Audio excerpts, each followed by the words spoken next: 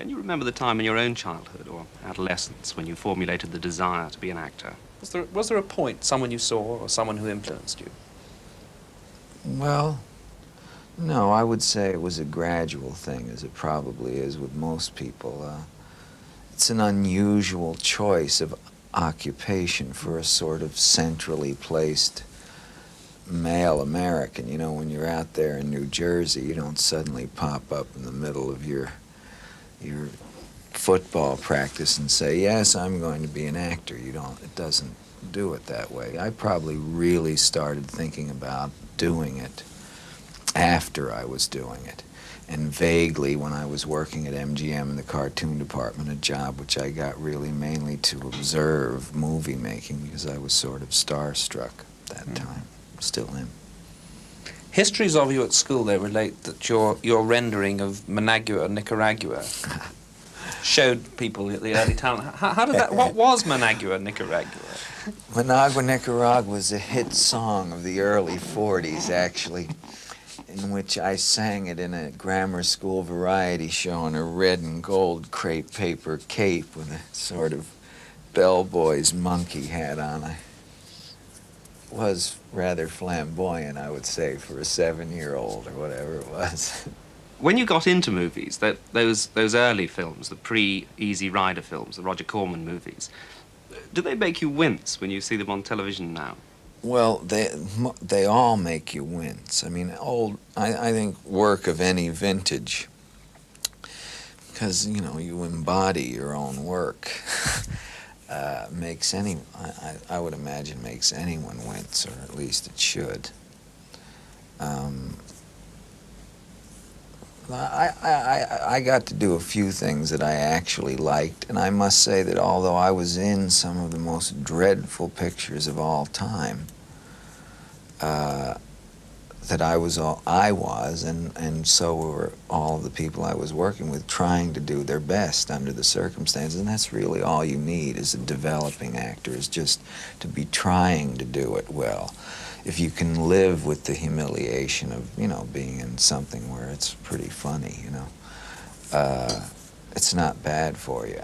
I always have felt that I was lucky, because if I had been successful that early, I'd be in a position where I was trying to make a comeback now. You know, almost all of the actors, for instance, the first show that I was in, Michael Landon was the star actor in it, and while we were doing the play, he got Bonanza. So all of my career, up until when Michael left Bonanza, went on while he was on Bonanza. And that was very good for him, you know what I mean? And everybody was envious, as I would be naturally at the time, but in reality now, obviously, I wouldn't trade it with him. The turning point for you was certainly Easy Rider. Someone told me that you modeled your part, the part of the Southern lawyer, on LBJ.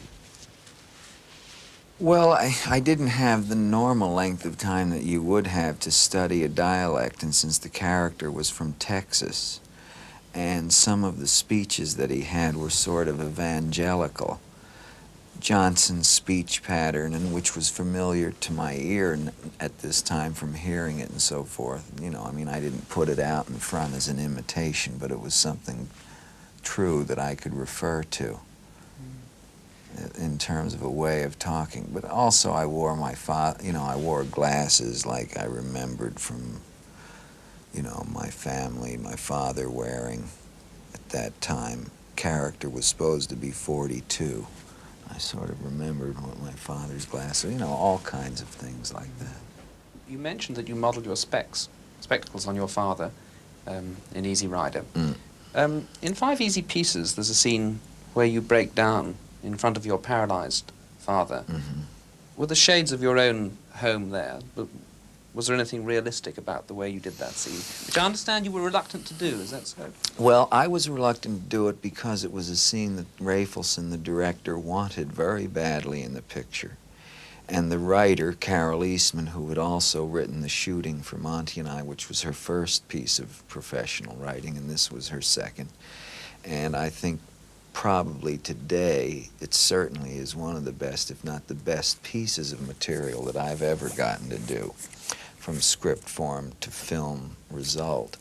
And she is extremely elliptical in her writing and felt that the scene structurally was the obligatory summing up scene, and felt that that scene shouldn't be in there, that you shouldn't you shouldn't indulge, pander the audience that much. You know how in creative issues people make up these rules for themselves.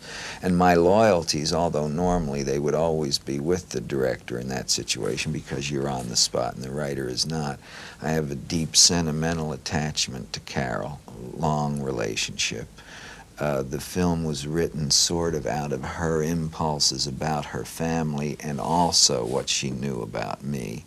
And I had a slightly more than usual feeling about defending the writer. However, that didn't keep me from actually writing the scene. Were there echoes of your relationship with your own father in that film? I didn't have any real problems with him, and I don't really.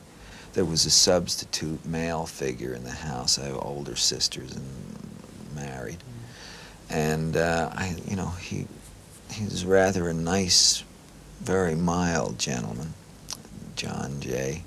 Still alive? No, both my parents have been dead for a while. Rest in peace. So no, I would say I had throughout I've had a fairly easy life, really, when you get down to it. I understand you turned down The Godfather and The Sting. Yes, that's true, and I think I had enough business acumen, I know I had enough business acumen by then to know that both The Sting and The Godfather were going to be huge hits. At the same time, I happen to think that Last Detail and Chinatown are, to me, they were the more interesting of the films. Godfather was going to be a good film. I'd always wanted to work with Marlon, but I was asked to play the lead in it, and A, I felt it should be an Italian person, and B, didn't have any scenes with Marlon in the script I read. And I thought, well, I'm liable only to get to work with Marlon once, and let's hope that it might be something where we really had to work together. When you eventually did work with Brando, I understand you call him the guy on the hill, is it? The big man on the hill. Why do you call him that? Well, he lives up the hill from me.